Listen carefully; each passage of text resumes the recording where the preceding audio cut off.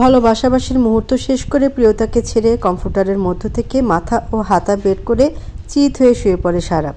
প্রিয়তা কাত হয়ে সারাফের দিকে ঘুরে ওর ছড়ানো বাহুতে মাথা রাখে। সারাফ ঘাড় কাত করে ওকে দেখে হালকা ঠোঁট প্রশস্ত করে হাসে। সারা বলে ওঠে, উঠে ফ্রেশ হয়ে লম্বা একটা ঘুম দিবা, ততক্ষণে আমি ক্লায়েন্টদের সাথে গিয়ে মিটিং সেরে আসবো। তারপর দুজন একসাথে লাঞ্চ করে বিকেলের দিকে ঘুরতে বেরোবো আমরা। প্রিয়তা সারাফের বুক বরাবর হাত দিয়ে ওর কাঁধে কাছে মাথা দিয়ে ওকে শক্ত করে ধরে অভিমানী সুরে বলে, আপনি অফিসের কাজ কেন সঙ্গে করে নিয়ে আসলেন বলেন তো? এই কাজ করেই আপনি একটু আমার সময় দেন না, তারপর তো নিজের বাড়িতেও তোলেন না, সেখানে থাকলে না হয় অফিস শেষে রোজ আপনার সাথে সময় কাটাতে পারি। সারাফ কিছু বলতে যাবে তখন আবার ওর ফোনে কল আসে। ফোনটা হাতে নিতেই সারাফ প্রিয়তাকে সরিয়ে দিয়ে উঠে বসে বলে, এই সরো সরো, আপু ভিডিও কল দিয়েছে, একটু দূরে সরে গিয়ে শো। কথা বলে নেই আমি। প্রিয়তা সরে শোয়। সারা বিছানার সাথে হেলান দিয়ে আধশোয়া হয়ে বসে কল রিসিভ করে বোনকে সালাম দেয়। সাফিয়া হেসে সালামের উত্তর দিয়ে বলে, শুভ সকাল ভাই, ঘুম ভাঙিয়ে দিলাম নাকি তোর? না আপু, কেমন আছো বলো? ভালো, একটা সুখবর আছে ভাই। কি? দাদু আর দাদিমা তোর জন্য একটা মেয়ে পছন্দ করেছে, দাদুর বন্ধুর ছেলের মেয়ে। সারাফের মুখ শুকিয়ে যায়, আরও চোখে প্রিয়তার দিকে তাকায়। প্রিয়তা এতক্ষণ ওর দিকেই চেয়েছিল। এই কথা শুনে অগ্নিমূর্তি চুপ করে। সারাফ ওর ফোন দিকে তাকিয়ে সাবিহাকে বলে, এখন এসবের কি দরকার আপু? তোমাকে তো কিছুদিন আগে বললামই আমি এখন বিয়ে টিয়ে করবো না। প্রিয়তা আবার অগ্নিমূর্তি ধারণ করে ওর দিকে তাকায়, ভাবে এখন বিয়ে করবে না তার মানে আবার বিয়ে করবে, এই ভাবনা আছে ওনার মাথায়। জ্বলন্ত রাগে প্রিয়তা কম্পিউটারের মধ্যে হাত ঢুকিয়ে দিয়ে সারাফের উরুর উপর হাত দিয়ে জোরে খামচে ধরে। ব্যথায় সারাফ চোখ মুখ খিচে নেয়। সাবিহা সেটা লক্ষ্য করে বলে, কি হলো ভাই, এমন করছিস কেন? শরীর খারাপ করছে নাকি? এরপর শাশুড়ির সুরে বলে, শরীর খারাপ করবেই তো, ওই দেশে এই শীতেও তুই খালি গায়ে আছিস, ঠান্ডা লেগে গেছে নিশ্চয়ই। সারাফ কম্পিউটার একটু ওপরে টেনে নিয়ে বলে, এই দেখো আপু, কম্পিউটারের মধ্যেই আছি, শীতও লাগেনি আর শরীরও খারাপ করেনি, আমি ঠিক আছি। প্রিয়তা ফিসফিস করে বলে, আর একবার বিয়ের কথা বললে এবার কামড়ে দিব বলে দিলাম। সারাফ শুকনো ঢোক গিলে ওর বোনকে বলে, আপু এখন রাখি, পরে কথা বলবো, মিটিংয়ে যাব। সারাফ ফোন রেখে দিলে প্রিয়তা আক্রমণাত্মক হয়ে ওর দিকে মারতে যেতে থাকে আর বলে, আপনি আবার বিয়ে করবেন? হ্যাঁ আবার বিয়ে? আমি আপনাকে এখন মেরেই ফেলবো। আরে আরে আমার কথা শোনো। প্রিয়তা কেঁদে দিয়ে বলে, না আমি কোনো কথা শুনবো না, আমি বাড়ি যাব, এক্ষুনি বাড়ি যাব। তা কি করে সম্ভব, আমরা কি দেশে আছি নাকি? যান সরেন, একদম কাছে আসবেন না। আরে আমার কথাটা শোনো, আমি এক্সপ্লেন করছি, শুনবো না? আমার কোনো এক্সপ্লেনেশন শোনার নাই, সরেন আপনি। প্রিয়তা উঠে ওয়াশরুমে চলে যায়। সারা বেশ কয়েকবার ডাকে কিন্তু ও শুনেও না শোনার ভান করে চলে যায়। শাওয়ার ছেড়ে দিয়ে দেয়ালে হেলান দিয়ে বসে পড়ে, চোখের জল বাঁধ ভাঙে। বেশ কিছুক্ষণ পর বের হয়ে আসলে চিন্তিত হয়ে বলে, চোখ মুখ এমন দেখাচ্ছে কেন, কান্না করেছো ভিতরে? প্রিয়তা চুপ করে রয়। সারাফ ওর দু বাহু ধরে ঝাঁকিয়ে বলে, কি হলো বলছো না কেন? দুহাত দিয়ে ছাড়িয়ে নিয়ে প্রিয়তা বলে, ছাড়েন তো। প্রিয়তা ওর সামনে থেকে চলে যায়। সারাফের ফোন আবার বেজে উঠে। রাহুল ফোন দিয়েছে মিটিংয়ে যাওয়ার জন্য, তাই সারা প্রিয়তাকে আর কোনো কথা জিজ্ঞেস না করে সোজা গোসলে চলে যায়। মিটিং থেকে দুপুরে ফিরে এসে দেখে প্রিয়তা ঘুমাচ্ছে। আলতো করে ওর গায়ে হাত দিয়ে বলে, প্রিয় ওঠো, খেতে যেতে হবে। খাবো না আমি, আপনি যান। তুমি শুধু আমার উপর রাগ করছো, আমি কি একবারও বলেছি আমি বিয়ে করব? প্রিয়তা উঠে বসে বলে, আর একবার মুখে বিয়ে শব্দটা উচ্চারণ করলে কিন্তু খুন করে দেবে। আরে তুমিই তো বলতে আমার নাকি 64টি জেলার 64টি বউ, এখন আরেকটা বিয়ে করলে সমস্যা কি? প্রিয়তা দু হাতে সারাফের গলা টিপে ধরে বলে, আবার বিয়ের শব্দটা উচ্চারণ করছেন? আরে আরে, এই সত্যি কি মেরে ফেলবে নাকি? সত্যি, আপনি শুধু আমার, অন্য কাউকে এর ভাগ দিলে আপনাকে আমি খুন করে দেব। বাবা, আগে দু চোখে দেখতেই পারতো না, আর আজ হলোটা কি?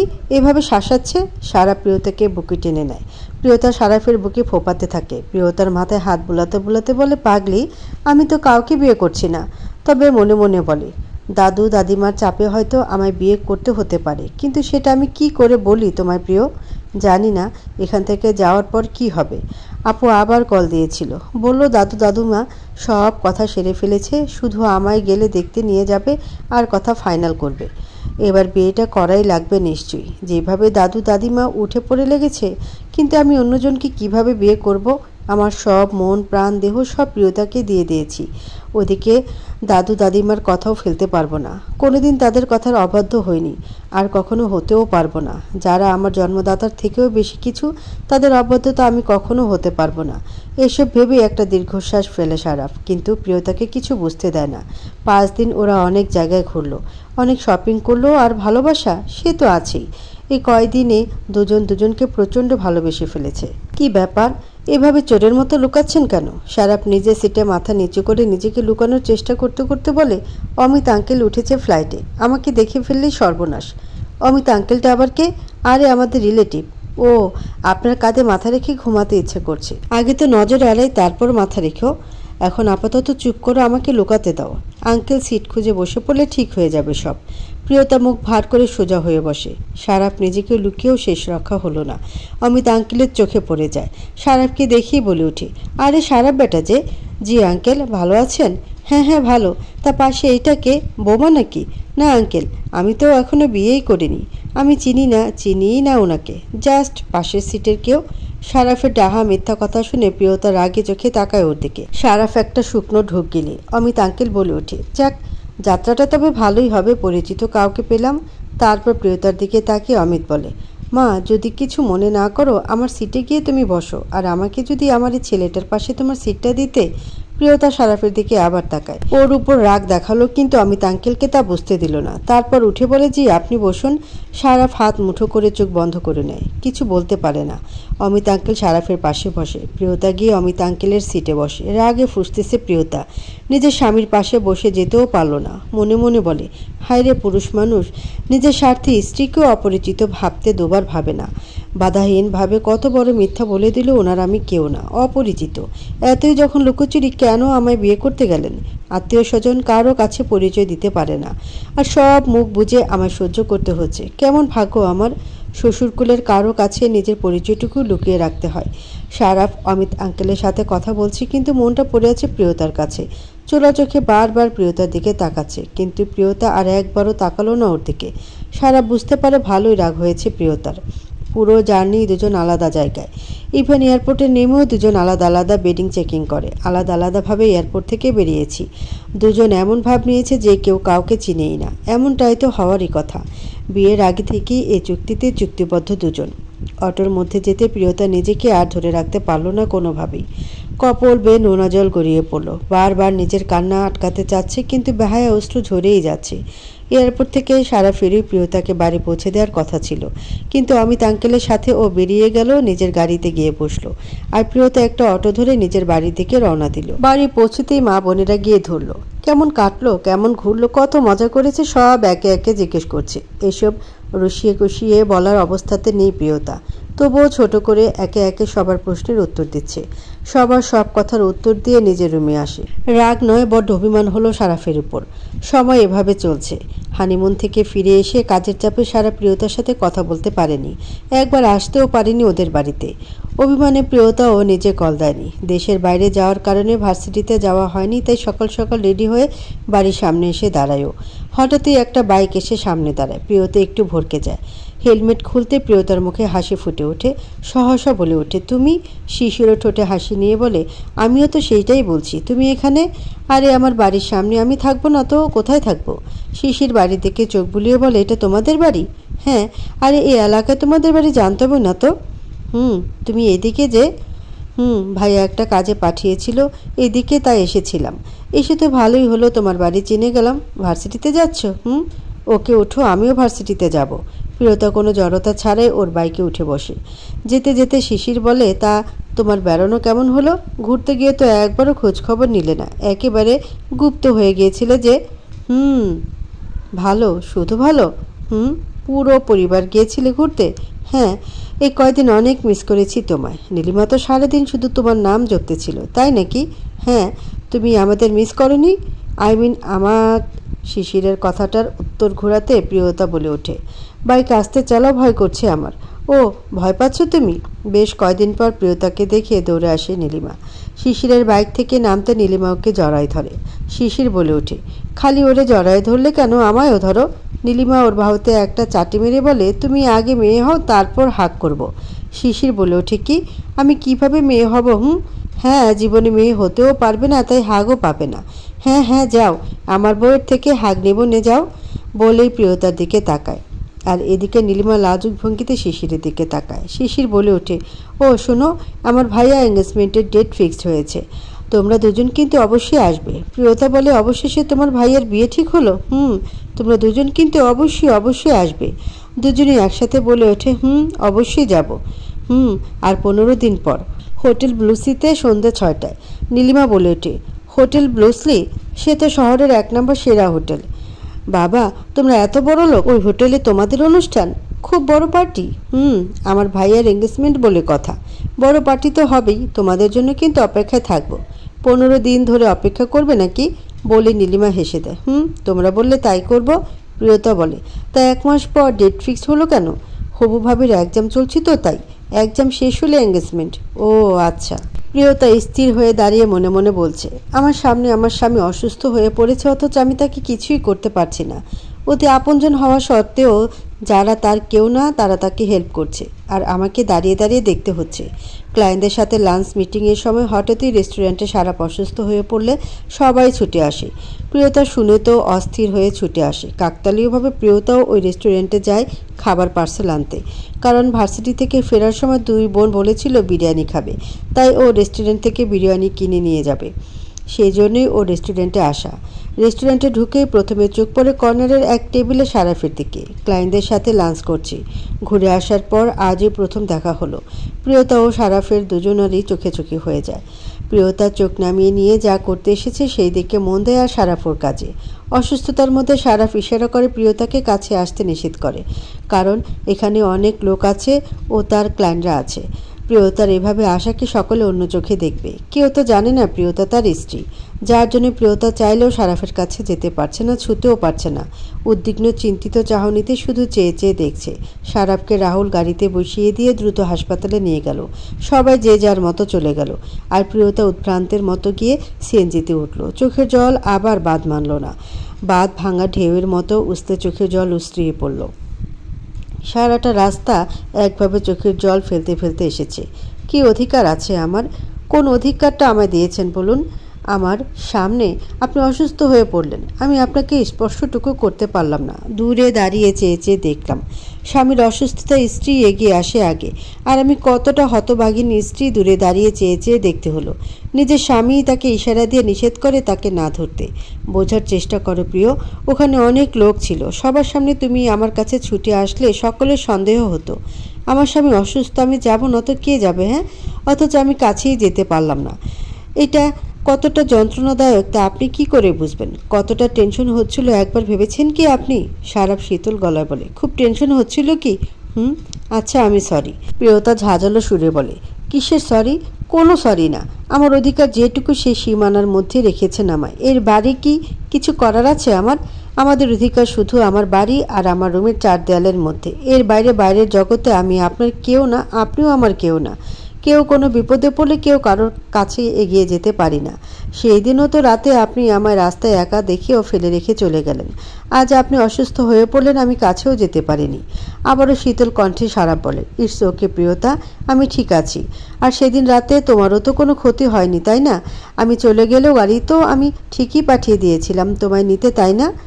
তোমার প্রতি আমার দায়িত্ব কর্তব্য সবটুকুই আমার মনে আছে। প্রিয়তা বাচ্চাদের মতো আবদার করে, আমি আপনাকে দেখতে চাই। ভিডিও কল করছি না সামনাসামনি? আচ্ছা বাবা, আমি সুস্থ হয়ে উঠি তারপর যাব। না, আজ এক্ষুনি। এটা কিভাবে সম্ভব? আমি যাব হাসপাতালে। সারাপ কিছু বলতে যাবে, প্রিয়তা ওকে থামিয়ে দিয়ে বলে, না, একদম না করবেন না। আমি হাসপাতালে আপনাকে দেখতে যেতে চাই। ওকে ওকে ওকে, শান্ত হও, দেখছি আমি কি করা যায়। এখন ফোন রাখছি, ওকে? রাহুল আসে প্রিয়তাকে নিতে। নার্সের অ্যাপ্রন পরে, মুখে মাস্ক পরে নার্স সেজে সারাফের কেবিনে ঢুকি প্রিয়তা। সারাফের পাশে ওর দাদিমা বোন বসে আছে। প্রিয়তা নার্সের মতো এসে ওষুধ ঘাটাঘাটি করছে। সারাফ আরও চোখে প্রিয়তাকে দেখে বোন দাদিমার সাথে কথা বলে। ভিজিটিং আওয়ার শেষ হলে ওরা কেবিন থেকে বেরিয়ে যেতে প্রিয়তা মাস্ক খুলে বেডে হেলান দিয়ে বসে থাকা সারাফকে জড়ায় ধরে। সারাফ তো হা হয়ে যায়। প্রিয়তা তাকে নিচ থেকে জড়ায় ধরেছে।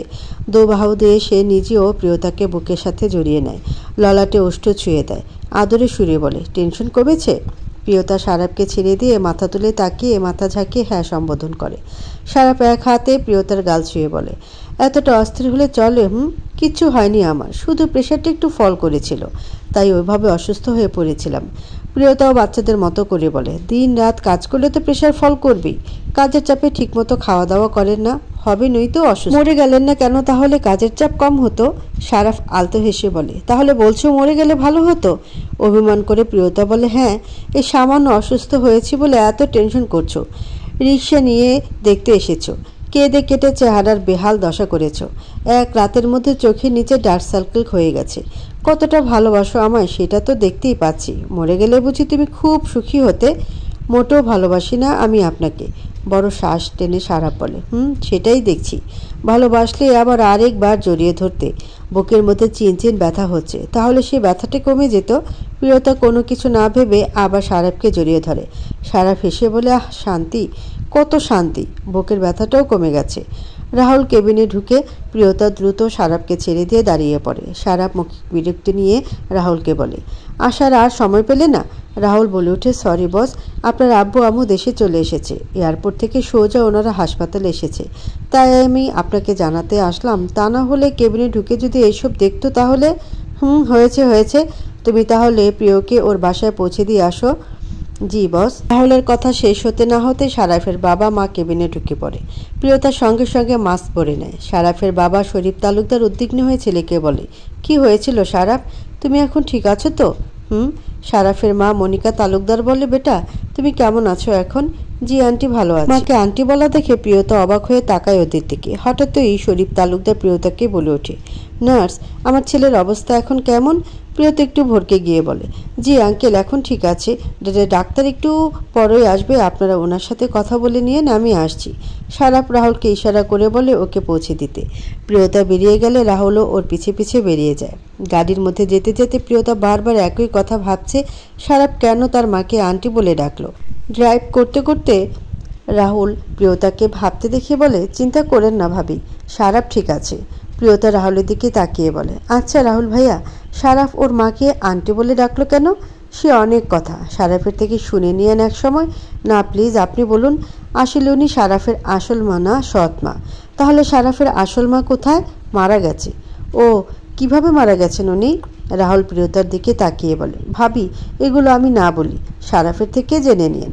না প্লিজ প্লিজ প্লিজ আমায় বলুন। আপনিও না? ঠিক আছে বলছি। সারাফের বাবা বিজনেসের জন্য প্রায় দেশের বাইরে থাকতো। সারাফ হওয়ার পর সারাফের বাবার বিদেশে মনিকা ম্যামের সাথে সম্পর্কে জড়িয়ে পড়ে। সেটা সারাফের মা জানতে পেরে যায়। সারাফের বাবার কাছে অনেক অনুরোধ করে এই সম্পর্ক থেকে বেরিয়ে আসতে, কিন্তু মনিকা ম্যাম ওনার মাথা এতটাই খেয়েছেন যে সারাফের বাবা ওনাকে বিয়ে করে নেয়। সেটা সহ্য করতে না পেরে সারাফের মা সুইসাইড করে। 8 বছরের সারাফকে রেখে উনি পরপারে পাড়ি দেয়। তারপর থেকে সাবিহা আপু আর সারাফের দাদা দাদিমা কোলে পিঠে সারাফকে মানুষ করে, যার জন্য সারাফ ওর বোন দাদা দাদিমার অবাধ্য কখনই হয়নি। নিজের চাইতেও সারাফ ওনাদেরকে ভালোবাসে, ওনাদের কথা মান্য করেন। বুঝলাম। আচ্ছা, সারাফের এই মায়ের কোনো সন্তানাদি নেই? আছে, 2 ভাই আছে সারাফের। একজন দেশেই থাকে পড়াশোনা করছে, আরেকজন বিদেশেই স্ত্রী সন্তান নিয়ে সেটেল।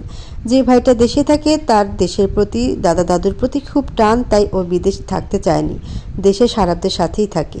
ও আচ্ছা। শিশির ব্লু সি হোটেলের সামনে অপেক্ষা করছে। রিক্সা থেকে প্রিয়তা ও নীলিমাকে নামতে দেখে হাসি এগিয়ে আসতে থাকে শিশির। প্রিয়তা ও নীলিমা দুজনে শিশির দেখে হা হয়ে তাকিয়ে থাকে। নীলিমা তো প্রিয়তার বাহু ধরে বলেই দেয়, ইস রে, শিশিরকে নীল স্যুটে কি হ্যান্ডসাম লাগছে রে। প্রিয়তা ওকে ধাক্কা দিয়ে বলে, ক্রাশ খেলি নাকি রে? শিশির এগিয়ে এসে ওদের বলে, এতক্ষণে তোমাদের আসার সময় হলো? এঙ্গেজমেন্ট শ্রীমণি শুরু হবে। নীলিমা বলে, জ্যাম ছিল গো রাস্তায়। হ্যাঁ, সে তো নিজের চোখেই দেখতে পাচ্ছি। মেয়েদের সাজগোজ করতে সময় লেগে যায়, আর তখন বলে জ্যামে আটকে পড়েছি। এ বলে 3 জনে হেসে দেয়। নীলিমা শিশিরকে বলে, তোমাকে তো দারুণ হ্যান্ডসাম লাগছে আজ। শিশিরের কানের কাছে এগিয়ে গিয়ে বলে, ভাইয়ের হবু বউয়ের বোনটোন আছে নাকি, এত হ্যান্ডসাম হয়ে সেজেছ? আরে কি বলো, তোমাদের জন্য এত হ্যান্ডসাম হয়ে সেজেছি, কিন্তু তোমাদের দুজনকেও কিন্তু কম সুন্দরী লাগছে না। আমি তো চিনতেই পারিনি প্রথমে। শিশির প্রিয়তার দিকে ভালো করে লক্ষ্য করে, মনে মনে বলে, পুরাই অপসরা লাগছে তোমাকে প্রিয়তা। ইস, আজ তো আবার নতুন করে ক্রাশ খেলাম। আজকে তোমাকে আমার পরিবারের সবার সাথে পরিচয় করিয়ে দেব। ওদেরকে নিয়ে শিশির ভেতরে যায়। প্রিয়তা চারদিকে ভালো করে তাকিয়ে দেখছে। এত বড় হোটেল, চারদিকে সুন্দর করে সাজানো, দেখেই মনে হচ্ছে কোনো হাই সোসাইটির মানুষের এঙ্গেজমেন্ট পার্টি। মনে মনে ভাবে, শারাফ আমাকে স্বীকৃতি দিয়ে বিয়ে করলে এমনি এক ঝলমলে সাজানো হোটেলে তাদের বিয়ের পার্টি হতো। প্রিয়তা দেখতে থাকে। শিশির বলে ওঠে, ড্রিঙ্কস আর স্টার্টার নাও দুজন। প্রিয়তা ওর দিকে তাকায়। তা দেখে শিশির বলে, আরে সফট ড্রিঙ্কস, অ্যালকোহল না, নাও। মিষ্টি করে হেসে প্রিয়তা নীলিমা ড্রিঙ্কসের গ্লাস নেয়। শিশির ওদের থাকতে বলে ও ভেতরের দিকে যায়। প্রিয়তা নীলিমাকে বলে, বড় লোকদের ব্যাপার স্যাপারই আলাদা, তাই না রে? নীলিমা উত্তর দেয়, শিশির যে এত বড় লোক জানতামই না। আমাদের সাথে সবসময় আমাদের মতো সাধারণভাবেই মিশেছিও। কতদিনই বা চিনি ওকে বল। এবছরই তো ও ট্রান্সফার নিয়ে আমাদের ভার্সিটিতে আসলো। আগে তো নাকি কানাডা থাকতো। ইস, ছেলেটা কত দেশপ্রেম। কানাডা থেকে দেশে টানে দেশে চলে আসছে। How sweet. প্রিয়তা নীলিমার কাঁধে ধাক্কা দিয়ে বলে, কি রে, পছন্দ করিস নাকি ওকে? নীলিমা লাজুকতার সাথে বলে, ভালোই লাগে ওকে। আয় হায়, বলবো নাকি ওকে? ধ্যাত, ওলে বাবা, এত ব্লাসিং করতে হবে না। নীলিমা প্রিয়তার ড্রিঙ্কসের গ্লাস হাতে নিয়ে ঘুরে ঘুরে দেখছে। এঙ্গেজমেন্টের অ্যানাউন্স করা হয়। পাত্র পাত্রীকে স্টেজে আসতে বলা হয়। পাত্রীকে এনে স্টেজে বসানো হয়। প্রিয়তা নীলিমাকে বলে, মাশাআল্লাহ, বউটা তো খুব সুন্দরী রে। একটু ওইদিকে চল না, ওয়াশরুমে যাব। আরে শিশিরের ভাইকে দেখে যাই। এসে দেখিস জোরে চাপ এসেছে। আচ্ছা ঠিক আছে, চল। ওরা ওয়াশরুমে যায়। পাত্রকে এনেও স্টেজে বসানো হয়। এবার দুজনকে উঠে দাঁড়াতে বলা হয়। একে অপরের হাতে আংটি বদল করানোর জন্য হাসি মুখে পাত্র পাত্রী সামনাসামনি এসে দাঁড়ায়। পাত্রের বোন এসে পাত্রের হাতে আংটি এনে দেয়। পাত্রী হাত বাড়িয়ে দেয়। পাত্র পাত্রীর হাতে আংটি পরাতে যাবে, ঠিক তখনই কাঁচ ভাঙার শব্দে সবাই ঘাড় ঘুরিয়ে পাশে তাকায়। প্রিয়তার হাত থেকে ড্রিঙ্কসের গ্লাস পরে ভেঙে গেছে। হতবাক হতবম্ব হয়ে প্রিয়তার সামনে স্টেজের দিকে তাকিয়ে রয়। হাত পা অবিরত কাঁপছে। সেই সাথে যেন ঠান্ডা হয়ে আসছে। পাত্রের হাত থেকে এঙ্গেজমেন্টের রিংটা পড়ে গিয়ে সেটা সোজা প্রিয়তার পায়ের কাছে এসে পড়ে। প্রিয়তা তখনও কাঁপছে। নীলিমা ওর দুই কাঁধে হাত দিয়ে বলে, কি হয়েছে তোর? শিশিরও এগিয়ে এসে বলে, কি হয়েছে তোমার প্রিয়তা? সকলের দৃষ্টি প্রিয়তার দিকে, আর প্রিয়তার দৃষ্টি পাত্রের দিকে। নীলিমার ধাক্কায় সম্বিত ফিরে ধাতস্থ হয় প্রিয়তা। শিশিরের দিকে তাকিয়ে বলে, উনি তোমার ভাই? শিশির সহসা উত্তর দেয়, প্রিয়তা নিজের পায়ের কাছ থেকে রিংটা তুলে স্টেজে গিয়ে শারাফের হাতে দিয়ে কনগ্রাচুলেশন জানায়। শারাফ নির্লিপ্ত হয়ে প্রিয়তার দিকে তাকিয়ে থাকে। তবে মনে এক আশঙ্কা জাগে, প্রিয়তা কোনো সিনক্রেট করে কিনা। কিন্তু না, প্রিয়তা একদম স্বাভাবিকভাবে স্টেজ থেকে নেমে সেখান থেকে বেরিয়ে গেল, যা শারাফের বুক চিরে রক্তক্ষরণ করল। নিজের স্ত্রীর সামনে অন্য আরেকটা মেয়ের সাথে বাগদান করার মতো কঠিন কাজটা সে করতে যাচ্ছিল। হৃদয় ছিঁড়ে যাচ্ছে প্রিয়তার। কোনো রকম নিজেকে ধরে রেখে সে পুরো রাস্তা পার করে বাড়ি ফিরেছে। দৌড়ে নিজের রুমে গিয়ে বিছানার উপর পড়ে মুখ গুজে। বন্ধুর অনুষ্ঠান বাড়ি গেল, আর এভাবে মেয়েকে ফিরে আসতে দেখে পুষ্পিতা জাহান এগিয়ে আসে। সাথে প্রিয়ন্তী ও প্রণয় আসে। দরজা ধাক্কায় কি হয়েছে শুধায়। ভেতর থেকে শুধু বলে, তোমরা যাও, আমাকে একটু একা থাকতে দাও। হতাশ হয়ে ওরা চলে যায়। প্রিয়তা আজ যা দেখলো, ওর দুনিয়া উলটপালট হয়ে যাচ্ছে। হৃদয় পুরে ছাড়খাড় হচ্ছে। তাতে নেই কোনো ধোঁয়া, নেই কোনো ছাই, শুধু আছে দগদগে আগুন। কষ্টের দহনে সে জ্বলে পুড়ে যাচ্ছে। কোনোভাবেই নিজেকে বোঝাতে পারছে না এইটা হওয়ারই ছিল। নিজের বিয়ের আগেই এই অপ্রিয় সত্য ভবিষ্যৎবাণী জানা ছিল। প্রিয়তা বাড়ি ফিরে আসার ঘণ্টাখানিক পরেই শারাফ আসে ওদের বাড়িতে। শারাফকে দেখে পুষ্পিতা জাহান অবাক হয়ে উঠে দাঁড়ায়। শারাফ উদ্বিগ্ন হয়ে বলে, প্রিয় কই? ওর রুমে। শারাফ আর কোনো কথা বাড়ে না, সোজা প্রিয়তার রুমের দিকে যায়। দরজা খুলতে গেলেই দেখে ভেতর থেকে বন্ধ। দরজা ধাক্কা দিয়ে ওকে ডাকে। শারাফের গলা পেয়ে প্রিয়তা মাথা তুলে দরজার দিকে তাকায়। তারপর শোয়া থেকে উঠে বসে। অতঃপর ঝড়ের গতিতে বিছানা থেকে নেমে গিয়ে দরজা খুলে পাগলের মতো একের পর এক এলোপাথারি শারাফের বুকে কিল ঘুষি মারতে থাকে। পাগলের প্রলাপের মতো করে বলে, কেন এসেছেন? যান, চলে যান। শারাফ ওকে বোঝানোর ভঙ্গিতে বলে, প্রিয়, আমার কথা শোনো না। এমন করে না, আগে আমার কথা শোনো। প্রিয়তা শারাফকে ধাক্কাতে ধাক্কাতে সরিয়ে দিয়ে বলে, একদম ভেতরে আসবেন না, চলে যান, কোনো কথা শুনবো না আমি। শারাফ ওকে ঠেলে ভেতরে এসে দরজা লাগিয়ে দিয়ে বলে, আগে আমার কথা শোনো। চুপ, শান্ত হও, কথা শোনো আমার। প্রিয়তা সেই আগের মতোই একের পর এক ওকে মেরেই যাচ্ছে। শারাফ ওর হাত ধরে ফেলে টেনে বুকে নিয়ে নেয় ওকে। প্রিয়তা ওর বুকে মাথা দিয়েই যেন শান্ত হয়ে গিয়ে ডুকরে কেঁদে ওঠে। শারাফ ওর মাথায় হাত বুলিয়ে দেয়। প্রিয়তা কাঁদতে কাঁদতে ডান হাত দিয়ে আবার ওর বুকে মারতে থাকে। শারাফ চোখ বন্ধ করে সহ্য করে নিয়ে ওর হাত ধরে বলে, আমাকে এক্সপ্লেন করতে দাও প্রিয়, কি থেকে কি হয়েছে আমি তোমায় বলছি। তার আগে বলো, শিশিরের সাথে তোমার পরিচয় কিভাবে, কি সম্পর্ক ওর সাথে তোমার? এই প্রশ্ন করাতে বিস্মিত হয়ে প্রিয়তা শারাফের দিকে তাকায়। সে নিজে কত বড় একটা কাজ করে রেখে এসেছে, তার কোনো অনুশোচনা নেই, অথচ সে পড়ে আছে শিশিরের সাথে প্রিয়তার কি সম্পর্ক তা নিয়ে। প্রিয়তার এবার ভীষণ রাগ হলো। রাগে ক্ষোভে সারাফকে ধাক্কা মেরে সরিয়ে দিয়ে বলে, শিশিরের সাথে আমার যেই সম্পর্কই হোক না কেন, আপনাকে অন্তত আমি ঠকাইনি। আপনি যেভাবে আমার থেকে লুকিয়ে চুরিয়ে বড় পার্টি দিয়ে অন্য আরেকটা মেয়ের সাথে বাগদান সেরে নিলেন, তা অন্তত আমি করিনি। এই জন্য সুইজারল্যান্ড থেকে ফিরে এসে আপনার খুব কাজের চাপ হয়েছিল, তাই না? আমাকে সময় দিতে পারেননি, আমাদের বাড়িতে আসতে চাননি এই কারণে, তাই না? আমি তোমাকে বলছি প্রিয়, থাক, আমাকে কিছু বলতে হবে না। এমন সময় প্রিয়তার ফোনে কল আসে। প্রিয়তা বিরক্ত হয়ে কল কেটে দেয়। অবশ্যই প্রিয়তা ওভাবে পার্টি থেকে আসার পর থেকেই শিশির ওকে কল দিয়ে যাচ্ছে। ওর তো চিন্তা হচ্ছে কেন প্রিয়তা হুট করে ওভাবে চলে এলো। কাটলে কেন? ফোন রিসিভ করো। ফোন ধরার মতো অবস্থাতে নেই আমি। শিশির তোমায় কেন ফোন দিচ্ছে প্রিয়? তাহলে ওই সে শিশির নামের বন্ধুই তবে আমার ভাই শিশির? সেটাই তো দেখলাম আজ। নাকি তুমি আগে থেকে জেনে শুনে ওর সাথে বন্ধুত্ব করেছো, যাতে ওর মাধ্যমে আমাদের বাড়িতে ঢুকতে পারো? শোনো প্রিয়, এই ভাবনা যদি ভেবে থাকো তবে ভুল করছো কিন্তু। কি ভুলটা করলাম আমি? আজ আমার চোখের সামনে আমার স্বামীকে অন্যের সাথে এঙ্গেজমেন্ট করতে দেখেও কি কোনো কথা বলেছি আমি? বলিনি তো আমি, কারণ সে বলার অধিকারটা আমার নেই তো। বিয়ের পরে চুক্তিপত্রে সই করে সেসব অধিকার খুঁয়েছি আমি। সারাপ চোখ বন্ধ করে শান্ত হয়ে শীতল কোমল সুরে বলে, তোমার জায়গা তোমারই থাকবে, সেখানে অন্য কেউ জায়গা করে নিতে পারবে না। চুক্তিপত্রে যেমন তোমার জন্য শর্ত লেখা আছে, তেমনি আমার জন্যও তো শর্ত দেওয়া আছে। স্ত্রী হিসেবে তোমার সারা জীবনের দায়িত্ব আমার। কখনো কোনো দায়িত্ব অবহেলা করতে পারবো না আমি। তুমি আমাদের সন্তান, সবার দায়িত্ব আমি কখনো নাকচ করতে পারবো না। এরকম আরও অনেক শর্ত সেখানে লেখা আছে। প্রিয়তা ব্যঙ্গ করে হেসে বলে, আমাদের সম্পর্কটা তাহলে চুক্তির সম্পর্ক, তাই না? সারাফ এগিয়ে এসে প্রিয়তার দু গালের পাশে হাত দিয়ে বলে, আমি তোমায় ভালোবাসি প্রিয়, এর থেকে বড় কোনো চুক্তি নেই। প্রিয়তার গালের পাশে সারাফের দু হাতে ধরে করুণ সুরে বলে, ভালোবাসলে কেউ তৃতীয় কাউকে নিজেদের মধ্যে আনতে পারে না। সারাফ ওর এই কথায় ওর গাল ছেড়ে দিয়ে কথা ঘুরিয়ে বলে, তুমি আজকের পর থেকে শিশিরের সাথে কোনো যোগাযোগ করবে না, কোনো সম্পর্ক রাখবে না। আপনার আগে থেকে ওর সাথে আমার বন্ধুত্ব, তো কি হয়েছে? ও এখন তোমার দেবর।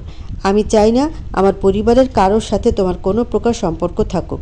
প্রিয়তা কিছু বলে না, শুধু নির্লিপ্তভাবে সারাফের দিকে চেয়ে থাকে। নির্ঘুম নিশি, মনের গহীনে বিষণ্ণতা, কালো মেঘ। সারা রাত নির্ঘুম কাটিয়েছি প্রিয়তা। সারাফ চলে গেলে না খেয়ে দিয়ে সেই যে ঘরে ঢুকেছে। পরের দিন ভার্সিটিতে ক্লাসের জন্য রেডি হচ্ছে প্রিয়তা। ড্রেসিং রুম থেকে মায়ের ডাকে রুম থেকে বেরিয়ে ড্রয়িং রুমে যেতে চোখ পড়ে সোফায় শিশির বসে আছে। একটু ইতস্তত করে সোফার দিকে এগিয়ে গেল। প্রিয়তাকে দেখে শিশির উঠে দাঁড়ালো। পুষ্পিতা জাহান প্রিয়তাকে বলে, ছেলেটা তোর বন্ধু হয় বলল? প্রিয়তা ওর মায়ের দিকে তাকিয়ে ছোট্ট করে শুধু বলল, হুম। পুষ্পিতা জাহান চলে গেলেন। শিশির উদ্বিগ্ন হয়ে বলে, তুমি গতকাল ওভাবে চলে এলে কেন প্রিয়তা? রাতে কতবার কল দিলাম, রিসিভ করলে না। কি হয়েছে তোমার? শরীরটা খারাপ লাগছিল তাই চলে এসে শুয়ে পড়েছিলাম। তাই বলে একবার বললে না আমার কতটা টেনশন হচ্ছিল। শিশির, তোমার ভাইয়ের বিয়ে কবে? আগামী মাসে। কথাটা শোনা মাত্রই প্রিয়তার বুকের মধ্যে ঝড় বয়ে গেল, তবে বুঝতে দিল না। শিশির বলে উঠল, ক্লাসে যাবে তো? আচ্ছা চলো, ব্যাগ নিয়ে আসি, দাঁড়াও। মনের সাথে যুদ্ধ করে ক্লাসগুলো শেষ করলো। বুকের ভিতর কষ্টগুলো চাপা রেখে নীলিমা শিশিরের সাথে হেঁটে যাচ্ছে। মুখ দেখিয়ে বোঝা যাচ্ছে প্রিয়তার মন খারাপ। তাই নীলিমা বলল ওকে, সারাদিন চাঁদ বদনখানি আমাবস্যা করে রেখেছিস কেন? কি হয়েছে তোর? কিছু না। আচ্ছা তোরা থাক, আমি বাড়ি যাব, ভালো লাগছে না। শিশির বলে ওঠে, আমি পৌঁছে দেব? না, একাই যেতে পারবো। শিশির বেশ কয়েকবার ওকে সাধলো, কিন্তু প্রিয়তা নাকচ করে দিল। রিক্সা নিয়ে বাড়ি চলে গেল। রুমে ঢুকতেই দেখে সারাপ ওর বিছানায় শুয়ে আছে। পড়ার টেবিলে ব্যাগটা রেখে বিছানার সামনে গিয়ে দাঁড়িয়ে কোনো প্রতিক্রিয়া ছাড়াই বলে, আপনি এই অসময়ে? সারাপ ওর দিকে ঘুরে বলে, কেন, আমার কি এই সময় আসতে মানা? প্রিয়তা চেয়ারের উপরে রাখা গামছাটা নিয়ে বলে, না তা মানা নেই, কিন্তু এখন তো আপনার ব্যস্ত সময় কাটানোর সময়, তাই দাদা দাদিমার পছন্দে বিয়ে করতে যাচ্ছেন, কত কাজ থাকে না বিয়ের আগে। সারা বিছানা থেকে নেমে প্রিয়তার কাছে গিয়ে ওকে পেছন থেকে জড়িয়ে ধরে বলে, দেখো আমি এক প্রকার বাধ্য হয়ে এঙ্গেজমেন্ট করেছি, বিশ্বাস করো। আমি সারাফের কথা থামিয়ে দিয়ে প্রিয়তা বলে, আমি কি বলেছি আমি বিশ্বাস করছি না? যাই হোক ছাড়ুন, আমি ফ্রেশ হব। সারাপ ওকে ছেড়ে দেয়। প্রিয়তা রুম থেকে বেরিয়ে ওয়াশরুমে চলে যায়। শাওয়ার ছেড়ে বসে পড়ে। সারা দিনে চেপে রাখা কষ্টগুলো কান্না হয়ে বেরিয়ে আসে ওর। প্রিয়তা শাওয়ার সেরে মাথায় গামছা পেঁচিয়ে বেরিয়ে আসলে পুষ্পিতা জাহান বলে, জামাই দুপুরে খায়নি এখনও, যা জামাই বাবাজিকে ডেকে এনে খেতে বস দুজনে। প্রিয়তা মাথা নেড়ে হ্যাঁ সম্বোধন করে আবার রুমে চলে যায়। ড্রেসিং টেবিলের সামনে দাঁড়িয়ে মাথা থেকে গামছা খুলে চুল মুছতে মুছতে আয়নার দিকে তাকায়, দেখে সারা প্রিয়তার বই নিয়ে ঘাটাঘাটি করছে। সহসা প্রিয়তা বলে, আপনি দুপুরে খাননি কেন? সারা বই থেকে মুখ তুলে প্রিয়তার দিকে তাকিয়ে বলে, তোমার জন্য অপেক্ষা করছিলাম। প্রিয়তা নিজেকে স্বাভাবিক দেখানোর জন্য আবার বলে, এত অনিয়ম করেন বলেই তো প্রেশার ফল করে। এমনিতেই কিছুদিন আগে অসুস্থ হয়ে পড়েছিলেন। সারাফ আবার এসে ওর পেছন থেকে জড়িয়ে ধরে ভেজা চুলে মুখ ডুবিয়ে দেয়। প্রিয়তা সারাফকে ছাড়িয়ে দিয়ে বলে, খাবেন চলেন। খিদা লাগেনি? খিদা তো লেগেছে, তবে সেই খিদা অন্য খিদা। প্রিয়তা কথার মানে হয়তো বুঝলো। সারাফের থেকে চোখ নামিয়ে নিয়ে যেতে যেতে বলে, ডাইনিংয়ে আসেন, খাবার বেড়ে দিচ্ছি। সারাফ আর কিছু বলল না, ওর পিছু পিছু গেল। খাবার শেষে রুমে আসতেই সারাফ দরজা লাগিয়ে দেয়। নিজের শার্টের বোতাম খুলতে খুলতে প্রিয়তার কাছে আসে। প্রিয়তা শুধু আলতো করে বলে, আমি এখন টায়ার্ড, প্লিজ রেস্ট নেব। সারাফ মৃদু হেসে শার্টটা খুলে রেখে বিছানায় শুয়ে পড়ে বলে, দুপুরে খাওয়া শেষ, এখন একটু আমিও আরাম করে ঘুমাবো। তুমিও ওপাশে শুয়ে পড়ো, রেস্ট নাও। প্রিয়তা ওপাশে গিয়ে শুয়ে পড়ে। কিছুক্ষণ বাদে সারাফ গিয়ে ওকে জড়িয়ে ধরে, গলায় মুখ গুজে দেয়। প্রিয়তা চাইলেও বাধা দিতে পারে না। সারাফের ডাকে সাড়া দিয়ে নিজেও ওর দুষ্টুমিগুলো সহ্য করে নেয়। সারাফ ধীরে ধীরে প্রিয়তার পুরোটা শরীর নিজের আয়ত্তে নিয়ে নেয়। প্রিয়তার চোখ দিয়ে সারাফের দেয়া প্রতিটা ভালোবাসার ব্যথার জল গড়িয়ে পড়ে। সারাফ সেসবের তোয়াক্কা না করে গভীরভাবে প্রেয়সীকে ভালোবাসা দিতে মত্ত। প্রিয়তা চোখ বন্ধ করে শুধু দাঁতে দাঁত চেপে সেই ভালোবাসার সুখ অনুভব করছে। হাতের ভাঁজে হাত, তাই বাধা দেওয়ার কোনো উপায় নেই, আর বাধা সে দিতেও চায় না। এটা স্বামীর হক, স্বামীর অধিকার। সন্ধ্যার দিকে কোচিং থেকে ফিরে প্রিয়ন্তী ও প্রণয় দুলাভাইকে পেয়ে যেন ঈদের চাঁদ পেয়েছে। প্রণয় বলে, ভাইয়া চলেন লুডো খেলি। তো প্রিয়ন্তী বলে, ভাইয়া ক্যারাম খেলবো চলেন। দু বোন একদম ঝগড়া লাগিয়ে দেয়, একজন লুডো খেলবে, একজন ক্যারাম। সারাফ দুজনকে থামিয়ে দিয়ে বলে, দুটোই খেলবো, তবে আগে লুডো পরে ক্যারাম। দু বোন খুশিতে গদগদ হয়ে যায়। প্রিয়তার বাবা অফিস থেকে এসে জামা এসেছে দেখে আবার বাজারের ব্যাগ নিয়ে বাজারে গেছে। প্রিয়তার মা রাতের রান্নার জোগাড় এখনই শুরু করে দিয়েছে। জামা এসেছে বলে কথা, হরেক রকম রান্না করা লাগবে। গোসল সেরে বেরোতেই পুষ্পিতা জাহান প্রিয়কে বিকেলে নাস্তা বানিয়েছে সারাফকে দিতে আসতে বলে। প্রিয়তা মাথায় গামছা পেঁচিয়ে সারাফের জন্য কফি আর নাস্তা নিয়ে যায়। দু বোন সারাফের সাথে ক্যারাম খেলা ব্যস্ত। নাস্তা নিয়ে ওদের রুমে গেলে ভোর সন্ধ্যায় গোসল করে বেরিয়েছে। প্রিয়তার মাথায় গামছা পেঁচানো দেখে প্রণয় বলে ওঠে, আপু তোমার কি এতই গরম ধরেছে যে তুমি আবার গোসল করে আসলে? এই কথা শুনে সারা বেশম খায়। প্রণয় সারাফের দিকে তাকিয়ে, চুল ভেজা দেখেছ বলে ভাইয়ারও গরম লেগেছে? প্রিয়তা প্রণয়ের মাথায় গাঁটটা মেরে বলে, খেলায় মন দে, হেরে যাবি। চা দিতে হাত বাড়ালে সারাফ বলে, প্রিয় এই নীল রুবি পাথরের আংটিটা তোমার হাতে দারুণ মানায়। প্রণয় বলে ওঠে, ওটা আপুর হবু শাশুড়ি আপুর জন্মের আগেই দিয়েছিল, কিন্তু দুলাভাই তো আপনি আমাদের হয়ে গেলেন। এবার প্রিয়ন্তী প্রণয়কে মাথায় গাঁটটি মেরে বলে, বেশি কথা বলিস তুই, চুপ কর। রাত 12টা। বিছানায় জড়সড়ো হয়ে শুয়ে নিঃসঙ্গ রাত্রে যাপন করছে প্রিয়তা। চোখের কোণে হতাশার এক বিন্দু জল। রাতের খাবার শেষে 11টার দিকে সারাফ চলে গেছে। হাত বাড়িয়ে টেরি পুতুলটাকে টেনে নিয়ে সেটা আঁকড়ে জড়ায় ধরল ও মনে মনে বলল, যেখানে প্রতিটা রাত স্বামীর বুকে মাথা রেখে তাকে জড়িয়ে ঘুমাবো, সেখানে এই টেরি জড়িয়ে ঘুমাতে হচ্ছে। কয়টা রাত আমি তাকে এভাবে জড়িয়ে ধরে শান্তিতে ঘুমাতে পেরেছি। প্রতিটা রাত আমায় তাকে ছাড়া নিঃসঙ্গ কাটাতে হয়েছে। শুধু নিজের চাহিদায় মিটিয়ে আমাকে নিঃসঙ্গ ফেলে রেখে চলে গেছে। এখন তো আরেকটা বিয়ে করবে, তখন আর আমার দিকে ফিরেও চাইবে না। আমার জীবনটা পুরোই নষ্ট করে দিল। সারাটা জীবন আমায় এভাবে একা একা চোখের জলে বালিশ ভেজাতে হবে। আর না, এবার নিজের অধিকার নিজেকে বুঝিয়ে নিতে হবে। একবার সারাফের বিয়ে হয়ে গেলে সারা জীবনের জন্য ওকে আমি হারিয়ে ফেলবো। আমার ভালোবাসাকে আমি অন্যের হাতে কিছুতেই দেব না। আমার অধিকার আমাকেই লড়াই করে আদায় করে নিতে হবে। বালিশের পাশে থেকে ফোনটা হাতে নিল প্রিয়তা। চিরচেনা নাম্বারে কল দিল। কথা শেষে ফোনটা রেখে একটা মেকি হাসি দিল। তারপর মনে মনে সব কথা ভেবে গুছিয়ে নিল। কি হলো প্রিয়তা, হঠাৎ তুমি দেখা করতে ডাকলে যে? কোনো সমস্যা? প্রিয়তা বসে থেকে ঘাড় উঁচু করে তাকিয়ে বলল, বসো, বলছি সব। চেয়ার টেনে বসে শিশির বলল, কি হয়েছে? প্রিয়তা একটা শ্বাস টেনে রাতের ভেবে রাখা কথাগুলো আরেকবার গুছিয়ে নিল। বলল, শিশির। বলো।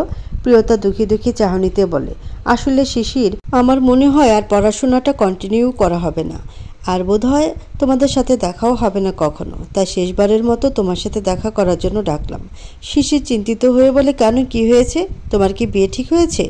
বিয়ের কথা শুনে প্রিয়তা বেশম খায়। শিশির পানি এগিয়ে দেয়। প্রিয়তা তা খেয়ে বলে, আসলে কি হয়েছে, তোমাকে তো অনেকদিন আগেই বলেছিলাম। রাস্তায় আমাকে কালু নামে এক বখাটে ডিস্টার্ব করে। বলেছিলে। আসলে ওর ডিস্টার্বের মাত্রা এত বেড়ে গেছে যে আব্বু আম্মু আমাকে আর এখানে রাখতে চায় না। সেই ফেনীতে নানা নানুর বাসায় পাঠিয়ে দেবে।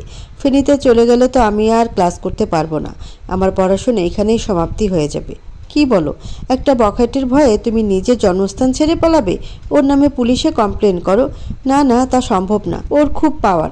থানা পুলিশ সব ওর পকেটে। ও আচ্ছা, কোনো মেস ভাড়া করে থাকলেই তো হয়। আমি আব্বু আম্মুকে সেটাও বলেছিলাম, কিন্তু তারা আমাকে একা থাকতে দেবে না। কারণ একা থাকলে যদি কালুর দলবল নিয়ে ওখানেই চলে যায়, তখন একা একা আমি কি করব বলো? আমার যদি কোনো আত্মীয় থাকতো এই শহরে, তাহলে তাদের বাসায় থেকে অন্তত পড়াশোনাটা চালিয়ে যেতে পারতাম। কারণ কোনো পরিবারের সাথে থাকলে আব্বু আম্মু একটু ভরসা পেত। আমি তাদের বুঝিয়ে শুনিয়ে অন্তত এখানে থেকে পড়াশোনা করতে পারতাম। খুব খারাপ লাগছে জানো পড়াশোনাটা ছেড়ে দিতে। কথাগুলো বলে প্রিয়তা শিশিরের দিকে কাতর নয়নে তাকায়। শিশুর কিছু একটা ভেবে বলে, আচ্ছা, তোমার বাবা মাকে যদি বলি তুমি আমাদের বাসায় থাকবে, তাহলে কি ওনারা রাজি হবে? প্রিয়তা তো এতক্ষণ এইটাই চাইছিল, তবুও নিজের ইচ্ছা দমিয়ে রেখে বলে, আমার জন্য তুমি কেন তোমার পরিবারে আমাকে নিয়ে যাবে? তোমার পরিবার তোমাকে কিছু বলবে না বলো? আরে আমার পরিবারের কথা ছাড়ো, তুমি বলো তোমার বাবা মা রাজি হবে কিনা। যদি না হয় তবে আমি নিজে গিয়ে ওনাদের সাথে কথা বলবো। আরে না না, তোমার বলতে হবে না, আমি কথা বলে তোমায় জানাবো। ঠিক আছে, কিন্তু তোমার পরিবার? আমার পরিবার নিয়ে তোমায় চিন্তা করতে হবে না। আমার বড় আপু, বড় ভাইয়া, দাদা দাদিমা অনেক ভালো মানুষ। আমি পরিবারের একমাত্র ছোট সদস্য। আমার কথা ওরা ফেলতেই পারবে না। তাহলে তো একটা ভরসার জায়গা পেলাম আমি। তাহলে আমি আমার আব্বু আম্মুকে রাজি করাবো। দেখো, মাঝপথে পড়াশোনাটা ছেড়ে দেওয়া কতটা যে কষ্ট লাগছিল আমার। তুমি টেনশন করো না, বাসায় গিয়ে আন্টি আঙ্কেলকে বোঝাও, আমি নিজে গিয়ে তোমায় নিয়ে আসবো। কি বলে যে তোমায় ধন্যবাদ দেব? নো ধন্যবাদ। বন্ধু হয়ে যদি বন্ধুকে হেল্পই করতে না পারি, তবে কিসের বন্ধুত্ব বলো? মিশন সফল হয়েছে, মনে মনে খুশি হয় প্রিয়তা। এই শিশিরের হাত ধরে সে তালুকদার বাড়িতে ঢুকবে, আর তারপর সে নিজের অধিকার বুঝে নেবে। বাড়ি গিয়ে নিজের লাগেজ গোছাতে থাকে প্রিয়তা। সে জানে শিশির যখন তাকে বলেছে, তাহলে যেভাবেই হোক ও তাকে নিজের বাড়িতে নিয়ে যাওয়ার জন্য পরিবারের সবাইকে রাজি করাবি। এদিকে শিশির সাবিহার পিছে পিছে ঘুরছে। তা দেখে সাবিহা বলে, না না না, আমি দাদু দাদিমাকে বলতে পারবো না। তুই হুট করে কেন তোর বান্ধবীকে বললি বলতো আমাদের বাড়িতে এসে থাকার কথা? আপু, তোমাকে তো সব খুলে বললামই, বলো প্লিজ তুমি দাদু দাদিমাকে রাজি করাও না। আমার এই ছোট্ট ভাইটা না। শিশির সাবিহার গলা জড়িয়ে ধরে আদুরে গলায় বলে, আপু, ওকে আমি পছন্দ করি, বলতে পারো ভালোবাসি। এখন ও একটা সমস্যায় পড়েছে। আমি যদি ওর পাশে না দাঁড়াই, তাহলে যখন আমি ওকে প্রপোজ করব, তখন ও আমায় কি ভরসা করবে বলো? তখন তো ও আমার প্রপোজালে রাজি হবে না। তুমি কি সেটা চাও? সাবিহা শিশিরের নাক টেনে বলে, খুব পাকা কথা শিখেছিস। আচ্ছা, আমি দাদু দাদিমাকে রাজি করাচ্ছি, কিন্তু মেয়েটাকে বলতো, ছবি দেখাতো আমায়। না, এখন দেখাবো না, ওকে নিয়ে আসলে একেবারে সামনাসামনি দেখবে। ইস, কি যে সুন্দরী ও, তুমি চোখই ফেরাতে পারবে না। আর তেমনি খুব ভালো ব্যবহার। আমার ভাইয়ের বউ তো এমনই হওয়া উচিত। যা, নিয়ে আয় ওকে। আমি দাদু দাদিমাকে দেখছি। আর ভাইয়া, সেটাও আমি দেখব। তোর তো সাহস নেই। পাগল নাকি আমি? ওই বাঘের সামনে আমি কখনো এ কথা বলতে পারবো না। হাহা করে হেসে দিয়ে বলে, যা, তুই ওকে নিয়ে আয়, আমি সব ম্যানেজ করব। থ্যাংক ইউ আপু। পুরনো ধাঁচের সুবিস্তীর্ণ দোতলা বাড়ি, তবে নতুন করে রং করা। নানা কারুকার্যে বাড়িটা দেখতে রাজপ্রাসাদের থেকে কম না। বাড়ির সামনে এক বিশাল মাঠের সমান জায়গা জুড়ে রয়েছে নানা দেশি বিদেশি ফুল ফলের গাছ। মেন গেট থেকে বাড়ির ফটক দরজা পর্যন্ত পাকা করা রাস্তার দুপাশে সারি সারি ফুলের গাছ।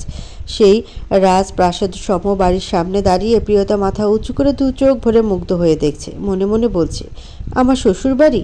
হ্যাঁ, আমারই তো। পাশে থেকে শিশির বলে ওঠে, কি হলো, বাড়ির ভেতরে যাবে না? ধ্যান ভাঙে প্রিয়তার। শিশিরের দিকে চেয়ে বলে, বাড়ির প্রবেশের সময় বা পা দিতেই আবার পা সরিয়ে ডান পা দিয়ে চৌকাঠ পার হয়। দু চোখ ছলছল করে ওঠে ওর। যে বাড়িতে স্বামীর হাত ধরে চৌকাঠ পেরিয়ে ঢোকার কথা, সেখানে একা হাতে নিজের অধিকারের লড়াইয়ের জন্য প্রবেশ করছে। শিশিরকে লুকিয়ে সে চোখের জল মুছে নিল। অতঃপর শিশিরের সাথে এসে বিশাল ড্রয়িং রুমে দাঁড়ায়। এদিক ওদিক তাকিয়ে দেখছে প্রিয়তা। বাড়ির বাইরে পুরনো ধাঁচের হলেও ভেতরটা সম্পূর্ণ আধুনিক আসবাবপত্র ও আধুনিক জিনিসপত্র শোপিস দিয়ে সাজানো। চারিদিকে চোখ বোলাতে বোলাতেই সাবিহা ওপর থেকে নিচে নেমে আসে। শিশির বলে ওঠে, আপু, এই হলো প্রিয়তা। বাকিটুকু বলার আগেই সাবিহা বলে ওঠে, আরে প্রিয়তা তুমি যে? শিশির ভ্রুকুচকে বলে, আপু, তুমি ওকে চেনো? চিনি তো। শিশির খুশি হয়েই বলে ওঠে, তাহলে তো ভালোই হলো, ওই আমার বন্ধু আপু। ওরা কথা বলতে বলতে সেখানে এসে হাজির হয় সারাফের দাদা ওয়াসিম তালুকদার ও দাদিমা আসে। সাবিহা ওদের সাথে প্রিয়তার পরিচয় করে দেয়। প্রিয়তা ওনাদের সালাম জানায়। ড্রয়িং রুমের সোফায় বসে সবাই একে একে মনে হচ্ছে প্রিয়তার ইন্টারভিউও নিচ্ছে। অনেক সত্যির মাঝেও অনেক মিথ্যা বলে বলে প্রিয়তা সবার কথা ম্যানেজ করে দিচ্ছে। কথার ফাঁকে ফাঁকে প্রিয়তা ঢোক গিলে নিচ্ছে, আরও চোখে এদিক ওদিক সারাফকে খুঁজছে। এই ভেবে যে সারাফ একবার যদি তাকে এখানে দেখে তো বিশাল ঝড় উঠে যাবে। মনে মনে বলে, আল্লাহ এই ঝড়ের সম্মুখীন করিও না আমায়। ভাবতে ভাবতে সারাফ উপরতলা থেকে নিচে নামতে নামতে বলে ওঠে, আরে সবার একসাথে গোল মিটিং কিসের? প্রিয়তা যে সোফায় বসেছিল তার পেছনেরই সিঁড়ি। সারাফের গলা পেয়ে ওর বুকের মধ্যে ধুকপুকানি শুরু হয়ে যায়। হৃৎপিণ্ডটা ধরাম ধরাম করে ওঠানামা করতে থাকে। হাত পা ঠান্ডা হয়ে আসে, আবার কাঁপুনি শুরু হয়ে যায়, তবে তা বুকের মধ্যে। আবার সারাফের গলা শুনে চোখ বড় বড় করে নেয়, অতঃপর আবার খিচে চোখ বন্ধ করে নেয়। মনে মনে বলে, এবার তো আমি শেষ। সারাফ আমাকে দেখলে অ্যাটম বোম ফাটবে। ভয়ে শুকনো ঢোক গিলে ধুম মেরে বসে থাকে। সাবিয়া বসা থেকে উঠে গিয়ে সারাফের হাত ধরে বলে, ভাই তুই কিন্তু কিছু বলতে পারবি না, প্রমিস কর। সারাফ কিছু বুঝতে পারে না, তবে বোন কিছু আবদার করলে সে ফেলতেও পারে না, যার জন্য না বুঝে বলে দেয়, প্রমিস। কিন্তু কি সেটা তো বলো। সাবিয়া সারাফকে সোফার কাছে আনতে আনতে বলে, শিশির ওর বান্ধবীকে এনেছে, আজ থেকে এখানেই থাকবে। শিশিরের বান্ধবীর কথা শুনে সারাফের মাথায় ত্বরিত গতিতে একটা কথাই আসে, তা হলো প্রিয়তা। সন্দিগ্ধ মন নিয়ে এগিয়ে এসে মেয়েটার দিকে তাকাতেই ওর চোখ কপালে উঠল। মুখে বলতে পারল না, কিন্তু মনে মনে ঠিকই বলল, প্রিয়। সাবিয়া সারাফের সাথে প্রিয়তার পরিচয় করিয়ে দিল। সারাফ গম্ভীর হয়ে তীক্ষ্ণ দৃষ্টিতে প্রিয়তার দিকে তাকিয়ে আছে। ভয়ে প্রিয়তা মুখ তুলে তাকাতেই পারছে না। এদিকে এই বাড়িতে আসা দুঃসাহসী দেখিয়েছে তা ভেবে সারাফের মাথা গরম হয়ে যাচ্ছে। সবার সামনে কিছু বলতেও পারছে না, সইতেও পারছে না। প্রিয়তা একবারের জন্য চোখ তুলে তাকানোর সাহস হচ্ছে না। শিশির তো জানে তার ভাই কেমন বদমেজাজি, রুক্ষ আর কঠোর। না জানে ওর বান্ধবীকে ধমক না দিয়ে বসে। সোফা থেকে উঠে দৌড়ে প্রিয়তার কাছে এসে বলে, ভাইয়াকে সালাম দাও প্রিয়তা। শুকনো ঢোক গিলে প্রিয়তা বলে, আসসালামু আলাইকুম। পাশে থেকে শিশির ফিসফিসিয়ে বলে, আরে সাথে ভাইয়া বলো ভাইয়া। প্রিয়তা শিশিরের মুখের দিকে তাকায়। শিশির চোখ দিয়ে ইশারা করে। পাশে থেকে দাদিমা ও হাইদা বলে ওঠে, শিশিরের বড় ভাই তো তোমারও বড় ভাইয়েরই মতো। সাবিয়ার পাশে থেকে সারাফের বেশম লেগে খুব খুব করে কাশি উঠে যায়। ভাই কি হলো? সাবিয়া উদ্গ্রীব হয়ে শুধায়। ঈশ্বরকে কিছু বলতে হবে না, গম্ভীর সুরে সারাফ বলে। কিন্তু শিশির ভাবে ভাইয়ার মেজাজ ঠান্ডা রাখতে হলে ভাইয়া ডাকলেই, তবে ভাইয়া আমারও প্রিয়তার উপর কখনো রাগ দেখাতে পারবে না। তাই শিশির প্রিয়তাকে বলে, আরে বলো। দাঁতে দাঁত চেপে চোখ বন্ধ করে প্রিয়তা বলে, ভাইয়া। ব্যাস এইটুকুই বাকি ছিল। সারাফের মেজাজ তিরিক্ষে উঠে গেল। চোয়াল কটমট করে চোখ বন্ধ করে শ্বাস টেনে নিজের রাগটা সংবরণ করলো। নাকের পাটা ছাট করে মুখটা একটু শক্ত করে বলে, শিশির খুশি হয়ে বলে, আমার ভাইয়াকে এভাবে ভাইয়া বলে ডাকবে, আর দাদু দাদিমা আপুকেও। প্রিয়তা শুধু মাথা দোলা। ওয়াহিদা বেগম বলে ওঠে, তোমায় কেমন চেনা চেনা লাগছে। শিশির তখন ফট করে বলে ফেলে, আরে ভাইয়ার এঙ্গেজমেন্টে এসেছিল না, ওই যে এঙ্গেজমেন্ট রিংটা ভাইয়ার হাত থেকে পড়ে গেল, ওই তো তুলে এনে দিল, তাই তো ওকে তোমাদের চেনা চেনা লাগছে। ও হবে হয়তো। প্রিয়তা তো জানে সেই কারণে চেনা চেনা লাগছে না। ওকে যে তারা দেখতে গিয়েছিল অনেকদিন আগের কথা বৃদ্ধ মানুষ ভুলে গেছে। সারাফ মনে মনে বলে, প্রিয় একটা ব্লান্ডার না করে তুমি ছাড়ছ না দেখছি। দাদু দাদিমা একবার খালি চিনে ফেলুক। কতবার বলেছিলাম আমার বাসায় জানানো যাবে না, তুমি নিজেও জানো না কত বড় ভুল করে বসলে। তোমাকে শুধু একবার একা পাই প্রিয়। ওহো, ওর হাতের আংটিটা, উফ, রক্ত গরম হয়ে যাচ্ছে আমার। কি করে সামাল দিব সব দিকটা।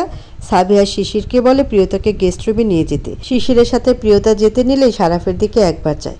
রক্তিম চক্ষু করে সারাফ ওর দিকে তাকায়। কপালের রগগুলো ফুলে টান টান হয়ে আছে। মনে হচ্ছে টোকা দিলে রগগুলো ছিঁড়ে রক্তের ফোয়ারা ছুটবে। প্রিয়তাকে গেস্ট রুমে নিয়ে এসে ও ট্রলি ব্যাগটা একপাশে রেখে শিশির বলে, এখানেই থাকবে তুমি আজ থেকে।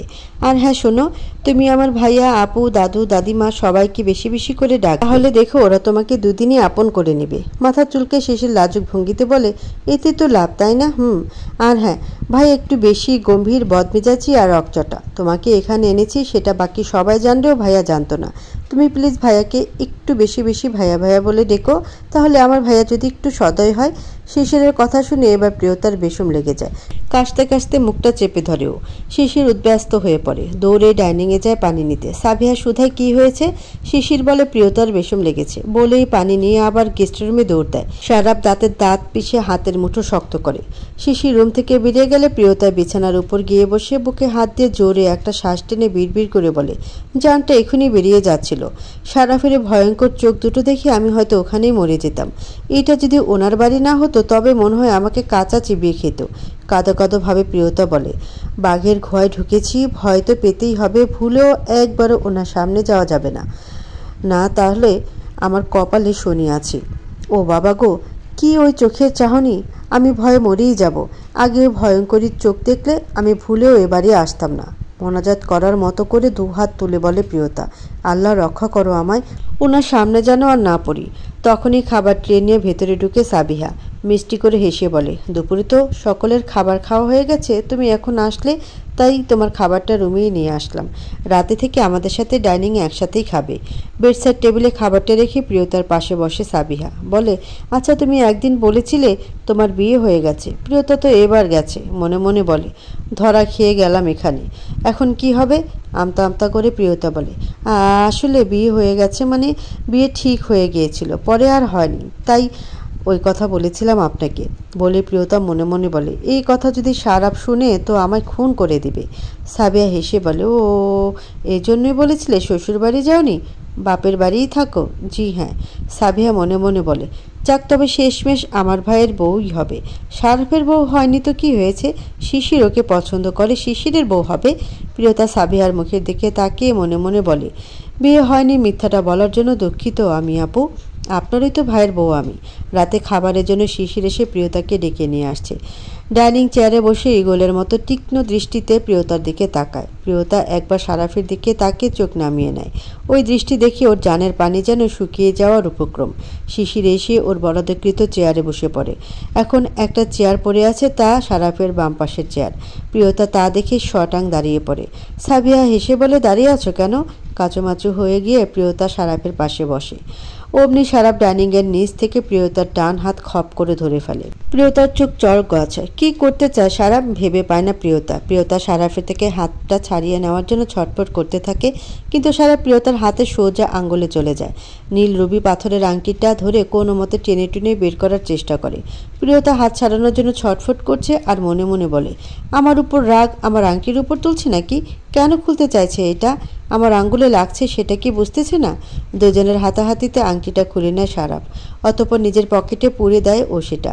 হাত ছাড়া পেয়ে প্রিয়তা হাত উপরে তুলে মধ্যমা আঙ্গুলটা খানিক লাল হয়ে গেছে, জ্বলছেও ভারী। আহত নয়নে প্রিয়তা সারাফের দিকে তাকায়। সারাফ এক ধ্যানে নিজের খাবারে মন দিয়ে আছে। সাবিয়া প্রিয়তার প্লেটে খাবার দিতে প্রিয়তা হাত দিয়ে প্লেট ঢেকে বাধা দিয়ে বলে, থাক আপু, আমার যেটুকু লাগে আমি তুলে নিব, দয়া করে বেশি খাবার চাপায়েন না। আরে তোমার আঙ্গুলে কি হয়েছে, এভাবে লাল হয়ে আছে? না তেমন কিছু না, লাগেজের চেন আটকাতে গিয়ে লেগে গেছে ওখানে। সারাফের আবার বিষম লাগে। প্রিয়তা দ্রুত গ্লাস এগিয়ে দেয় সারাফের মুখের কাছে। সারা প্রিয়তার মুখের দিকে তাকে গ্লাসটা না নিয়ে নিজে আলাদা অন্য একটা গ্লাস নেয়। শুধু ডাইনিংয়ে খাবারের সময় সারাফের সামনে গেছে প্রিয়তা, তার বাইরে ভয়ে সারাফের সামনে যাওয়ার সাহস হয়নি। 3-4 দিন এমনভাবে থেকেছে যেন কোনোভাবে সারাফের মুখোমুখি না হতে হয়। কিন্তু বাঘের গুহায় ঢুকেছে আর বাঘের সাথে সাক্ষাৎ হবে না, তা তো হতে পারে না। যতই লুকিয়ে থাকুক না কেন সামনে একবার পড়তেই হবে। সেই সুযোগের আশাতেই সারাফ রয়েছে। নিজের পরিবারের সামনে তো আর প্রিয়তাকে জবাবদিহিতা করতে পারে না, তাই চাতুরতার সাথে সারাফও তককে তককে আছে কখন সুযোগ বুঝে প্রিয়তাকে ধরবে, উস্তাদি করে এই বাড়িতে আসা বের করবে। চুক্তিপত্রে সই করা সত্ত্বেও এই বাড়িতে এসে উঠেছে, এর জন্য তো ওকে চরম মূল্য দিতে হবে ভেবে বসে আছে। সারাফ ভেবেও রেখেছে কীভাবে ওকে জব্দ করবে আর এই বাড়ি থেকে বের করবে। এই বাড়িতে আসা দেখে একেবারে মাথায় রক্ত চড়ে গেছে সারাফের। এসেছে তো এসেছে, তাও কিনা শিশিরের সাথে, হাজারবার ওর সাথে মিশতে বারণ করেছে তাও শোনেনি। কোনোভাবেই যখন প্রিয়তাকে একা পাওয়া যাচ্ছে না তখন উপায় না পেয়ে মধ্যরাতে গেস্টরুমের সামনে গিয়ে কল করে দরজা খুলতে বলে প্রিয়তাকে। প্রিয়তা তো সারাফের কল পেয়ে থরথর করে কাঁপতে থাকে, ভয়ে দরজা খুলে না। সারাফ আবার কল দেয়, কল রিসিভও করে না। এবার সারাফ দরজার বাইরে থেকে বলে ওঠে, আমি যদি দরজা ভেঙে ঘরে ঢুকি তাহলে তোমার কপালে দুঃখ আছে প্রিয়, দরজা খুলো বলছি, রাইট নাও। ভয়ে প্রিয়তা গিয়ে দরজা খুলে তাকাতেই দেখে সারাফ রণমূর্তি রূপ ধারণ করে দাঁড়িয়ে আছে।